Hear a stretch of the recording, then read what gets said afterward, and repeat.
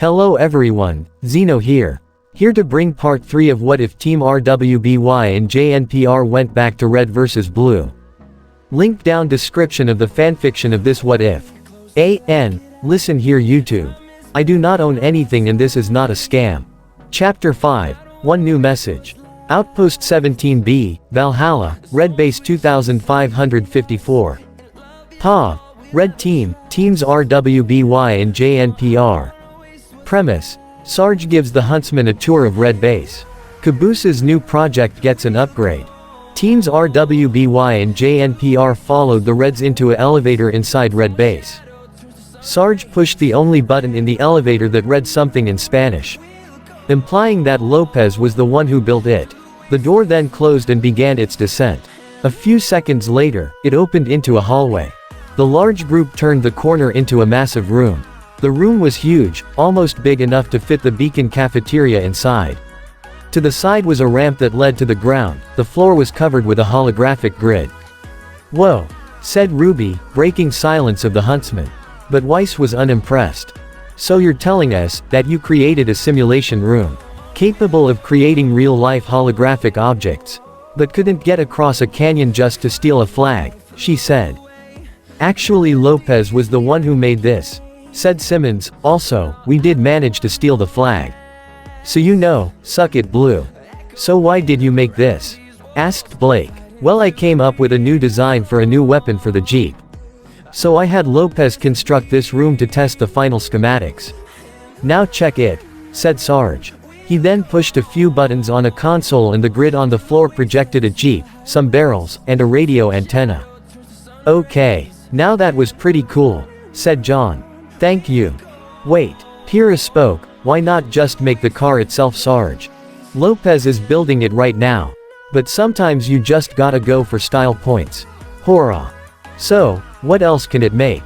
asked Ren. "It can create holographic enemies as well. Here, I'll show you." Sarge pushed another button on the console, and a holographic figure of Griff appeared in front of the Huntsman. It looked exactly like him. The only difference was that it was colored a lighter shade of orange to differ itself with the real Griff. "Hello. I am literally the worst program ever made," it said in a happy tone.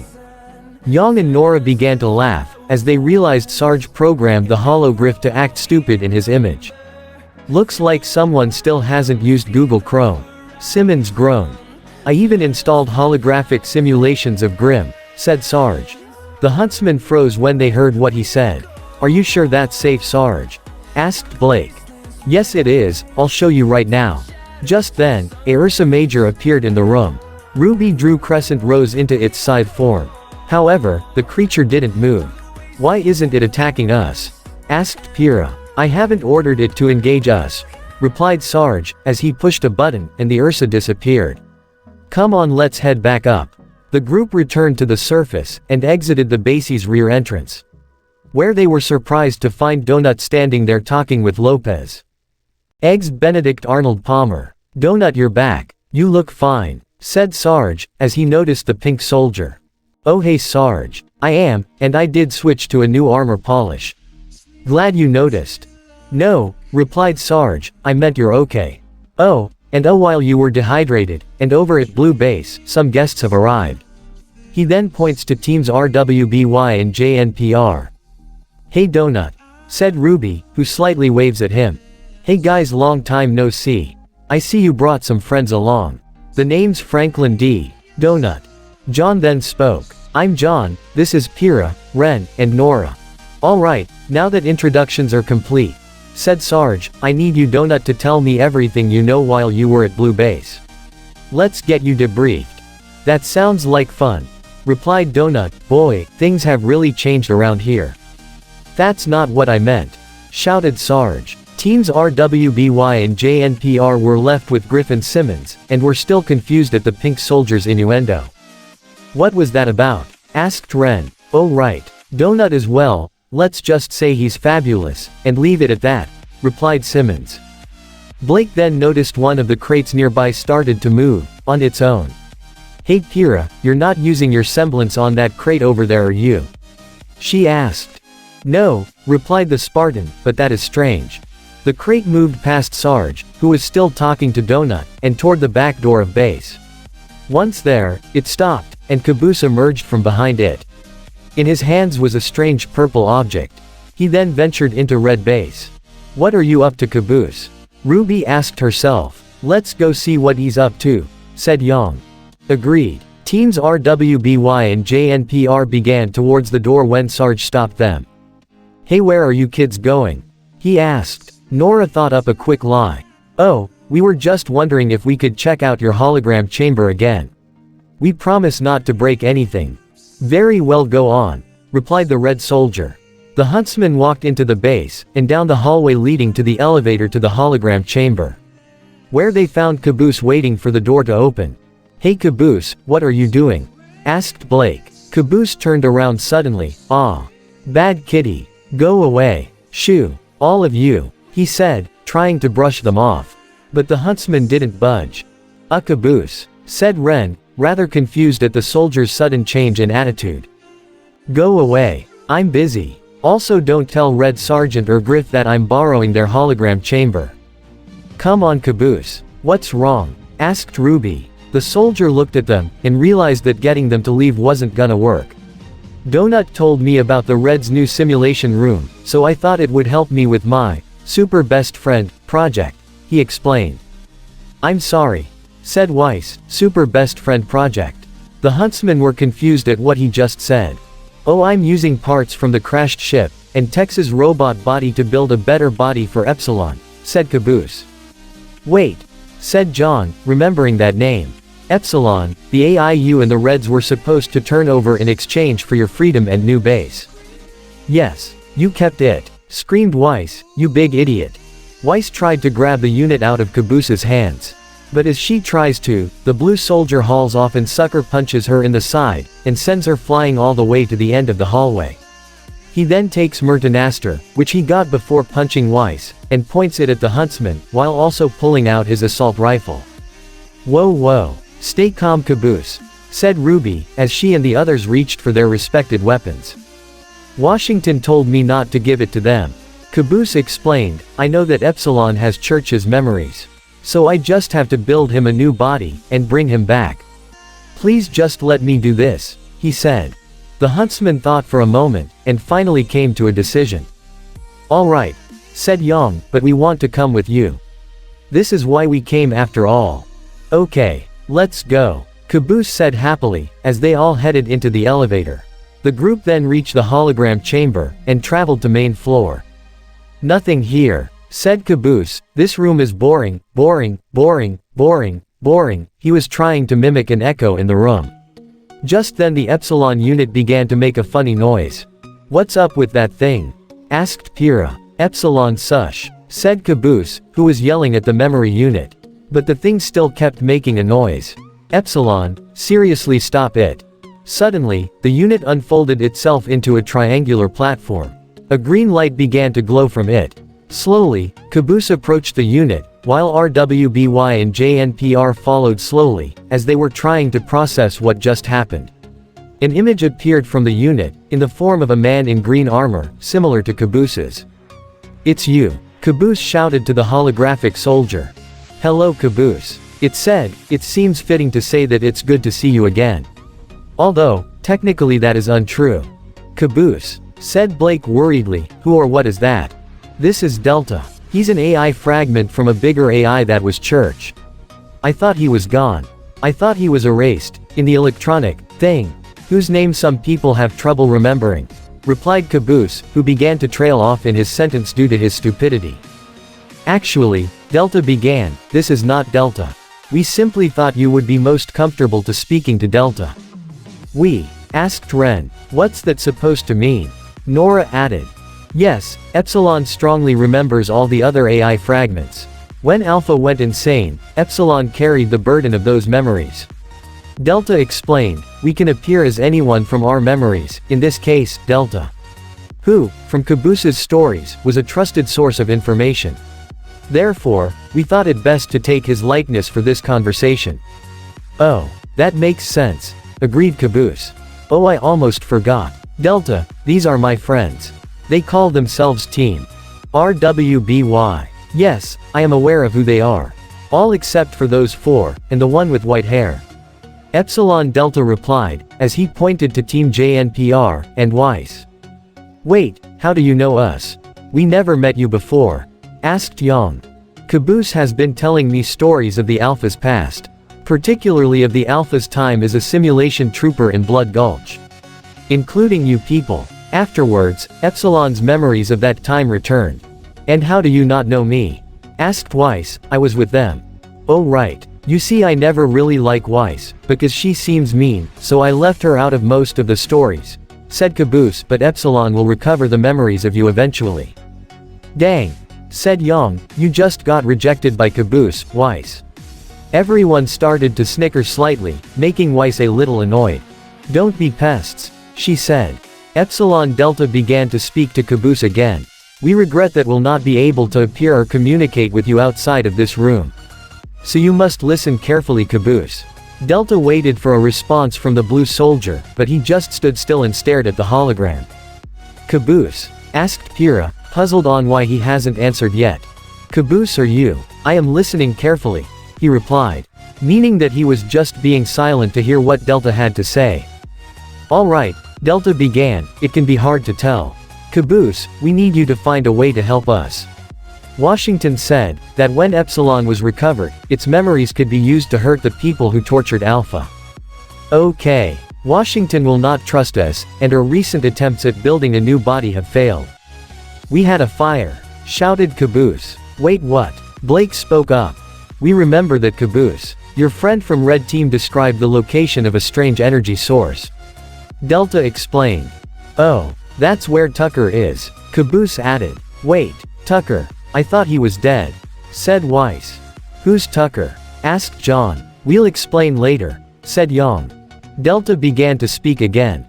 We don't have many memories of him as well. I never really liked Tucker. So, just like Weiss, I left him out of most of the stories, said Caboose. Wow, you better not have left out me, Caboose. Yang said, jokingly.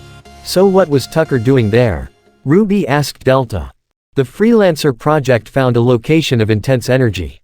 So a scenario team was sent to investigate the area. But they left without doing anything. They sound dumb. Am I right? Said Caboose. Hey, if Tucker was part of the mission. I agree with you, replied Weiss. Indeed. Said Delta, this sounds like the location of the energy source. Caboose, you should go there and investigate. We explain more when the time is right. Okay, I can help you with that, said Caboose, even if it helps Tucker too. He groaned. Wait, Delta, are you giving Caboose a mission? Asked Weiss. Affirmative. Is that problem, Ms. Schnee? Well, yeah. Why Caboose of all people? He's as sharp as a bowling ball. Bowling balls aren't sharp. They're round and smooth. Caboose spoke up. Shut up. The heiress hissed. Have you not heard of his last mission with Agent Washington? Oh, we heard about it. The Reds told us, said Nora. Well, during the mission, Washington gave Caboose the original Delta AI, that being me. Later, we were attacked by the Meta. Caboose defended me, willing to risk his life.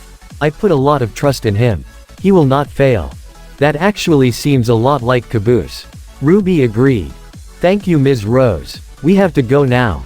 Someone is coming. Remember, Caboose, memory is the key. The unit then folded itself back into place and the green light disappeared. What? I thought we were done with that part, said Caboose. What did Delta mean by, memory is the key? Asked Blake. Just then, all of Red Team minus Lopez came running into the chamber. Caboose then picked up the Epsilon unit and put it on his back. Here they are. I told you idiots they were down here, shouted Sarge. See, I told I didn't move your favorite crate. Simmons groaned. All right, Simmons. I said I believed ya. I don't know why you like that stupid thing anyway. Red Team began to approach the huntsman until they noticed Caboose standing there. Sarge then pulled out his shotgun, but didn't aim it. Hey Blue, what do ya think you're doing down? You better not have messed up our stuff. Messed up what? Everything down here is fake, said Griff. Caboose then spoke up. Nothing, I was just about to leave anyway. I have to go pack. See, Griff began, problem avoid wait. You're leaving. Nora then spoke. Yeah. Caboose got a mission from, but she was cut off by Caboose, who gently patted her shoulder, indicating that he didn't want the Reds to know about Epsilon. Actually I need to find my friend Tucker, he said. The guy in the desert, replied Donut. Awesome. But then there would be no blues here. Which means that command will send, said Griff until Caboose cut off. Actually, I'm gonna find Tucker, and bring him back. There will be 2 blues. Plenty for you to fight. Why don't I have confidence in this mission? Griff groaned.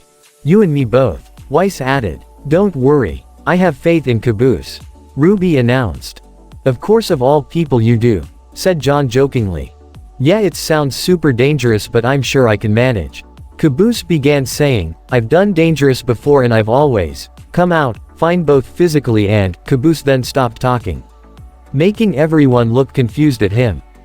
Caboose, asked Ren, mentally. The blue soldier finished.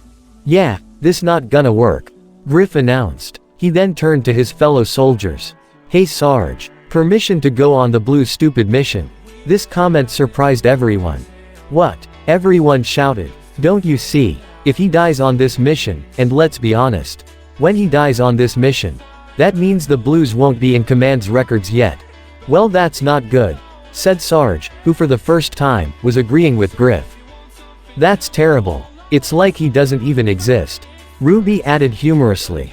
But if I help him pull this off, Griff continued, then command might notice them, and put them back in. Excellent point, Griff. Sarge agreed. No, it isn't, said Simmons. Why aren't you guys in on this? He then asked RWBY and JNPR. Oh, we are just trying to figure out Caboose's plan, said Blake. I don't think Caboose has a plan, Blake, John chimed. Have some faith, John, said Pyrrha, who put her hand on her partner's shoulder. Young noticed, and smirked while wiggling her eyebrows at them, receiving a death glare from the champion. Permission granted, Sarge replied, still talking to Griff. You never actually said that to me before. That means yes, right? Yes, it does. And I coming with you. What? Everyone said in at the same time. Simmons, how about you? Asked Sarge. Nah, I think I'll stay here and provide logistical support, sir, he replied. Sounds good. Let's get a move on. We'll either restore the blues or we'll fail and won't get to watch ya die. It's a lose-lose. Sounds perfect, said Caboose, and he and Sarge left the chamber to prepare for their departure. Wait, you mean Simmons gets to stay here and relax at the base, while I go on a dangerous mission? Shouted Griff, as he just realized what he got himself into. That's right. Enjoy the Frontline's private kiss ass. Me and Private Donut will be hanging out here. Aw man, this is going to be great. It'll be like a sleepover, and we can decorate. I'll go get my wallpaper book. Simmons, you think about paint colors, replied Donut as he happily left the chamber. Aw man, I hate my life already, the 2 soldiers replied. You 2 feel proud of yourself? Yang asked. Nope, not really, replied Griff. Chapter 6, Bon Voyage. Outpost 17B, Valhalla 2554. POV. Red Team, Caboose, Teams RWBY and JNPR. Premise. Caboose hires the Reds to help him find Tucker. Simmons doesn't give a fuck. After packing what they needed for their mission, everyone met outside of Red Base near the coastline of Valhalla. RWBY and JNPR were also splitting up to go with Caboose to help in recovering Epsilon. Ruby, John, Blake, and Yang were going with Caboose, Sarge, and Griff. While Weiss, Pyrrha, Ren, and Nora were staying at Valhalla with Simmons, Donut, and Lopez. John was going on the mission because they needed a good tactician, which made Pyrrha upset. Ruby was going because she wanted to, Blake wanted to do something and not stay at Valhalla, and Yang wanted to keep an eye on Ruby. Weiss didn't want to go because she didn't want to see Tucker. While Ren was staying in Valhalla to watch Nora.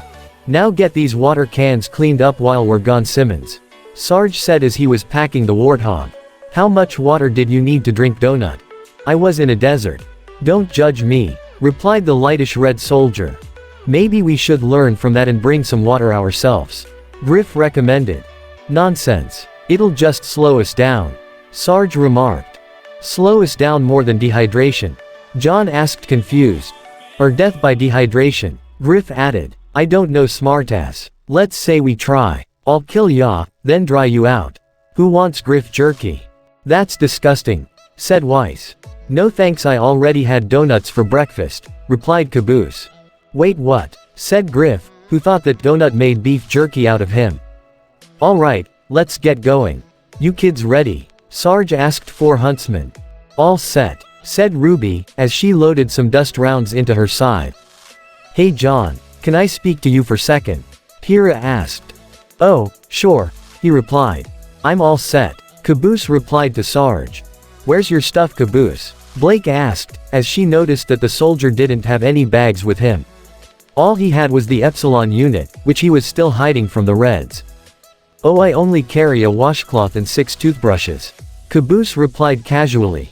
I'm gonna assume that makes sense to you, said Yang. Yeah, it does. Yeah, we thought so, Griff added. Griff, why did you pack so much? Sarge asked as he noticed a dozen crates behind the warthog. Me, I only did 1 duffel, Sarge, he replied as he held up a single duffel bag. Well then, what are all those cases over here? Asked Nora. Those are mine, said Donut. Donut, you're going with them? Ren asked, rather surprised. No, replied Donut, but I wasn't gonna let you guys have all the packing fun to yourselves. That's the best part of going on vacation. I mean, besides airport security's full cavity s. Time to go, Griff shouted, as he cut off the rest of Donut's sentence. Now Lopez, I want you to take good care of Simmons and Donut while we're gone. Sarge ordered the Spanish robot. Me? Lopez asked, quite surprised. Feed them every day, said Sarge. Do they eat unleaded, or super unleaded? Lopez asked jokingly. And make sure to let them out in the yard every now and then. I love yard time, said Donut. Goodbye, Simmons shouted. What about us? Asked Weiss, wondering what she, Pyrrha, Ren and Nora were supposed to do. I'm not sure, replied Griff. You can use the hologram chamber to train, or help out with Lopez on a new vehicle that he's been working on. That works. Hey, where's John? Asked Blake. He's over there, Sarge said as he pointed over to the top of Red Base, where they saw John and Pyrrha. Who's your money on this time? Nora asked Yang. Her, she replied, referring to Pyrrha. You always pick her, she groaned. Well, she's always had him dialed up. Pav change, John and Pyrrha. Now John, remember what I taught you? Pyrrha said to her partner. Yes, I know. Stand straight, keep you grip tight. I get it, he replied, referring to his fighting skills. Good, she said, and the two returned to the group.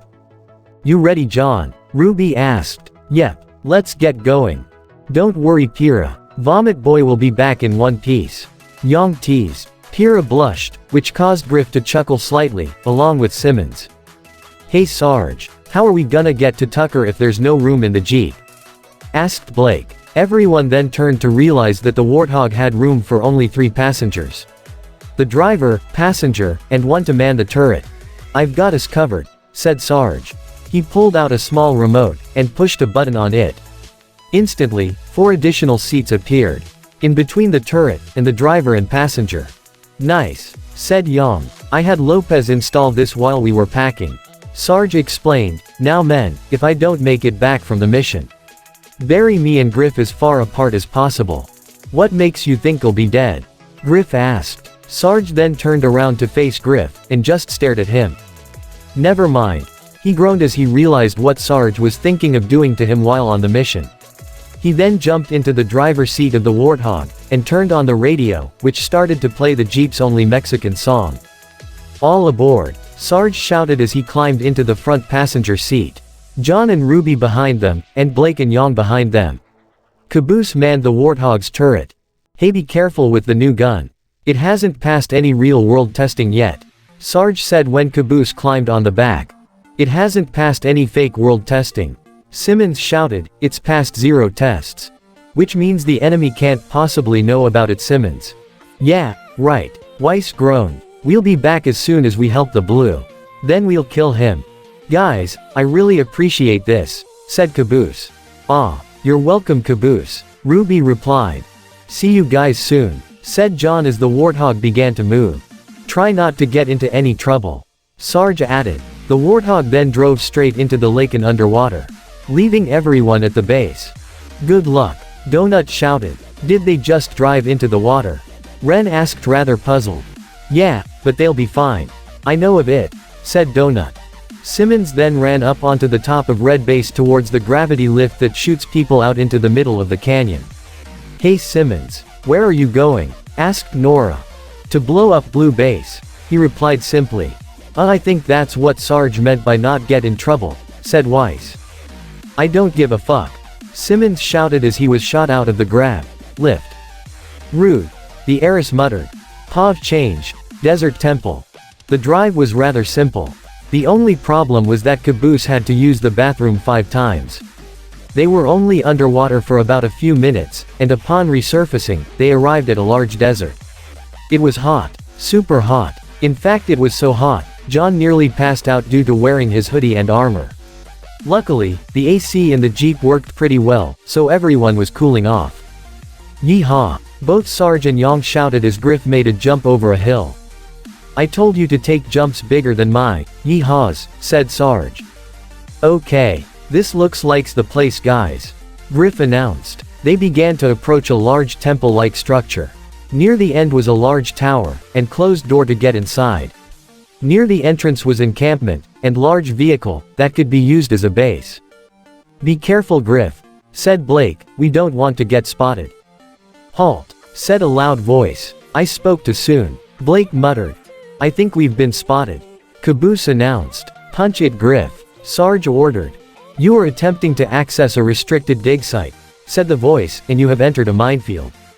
Griff immediately stopped driving upon hearing that last word. A what? Your field, said Caboose. This isn't your field. You can't own a field. Yeah, Ruby added. Caboose, Ruby not his field. A minefield. I don't see any clowns, guys, said Yang. You know the Native American culture says that the earth doesn't belong to us. Sarge guessed it, we belong to it. That's deep, Sarge, said John. Guys, he means explosives. Griff groaned. Ooh. Everyone replied, only to hear a large explosion right behind them. Oh, Sarge said again. And this the end of part 3 this what if. I hope you guys like it. Don't really leave a comment down below and subscribe to the channel.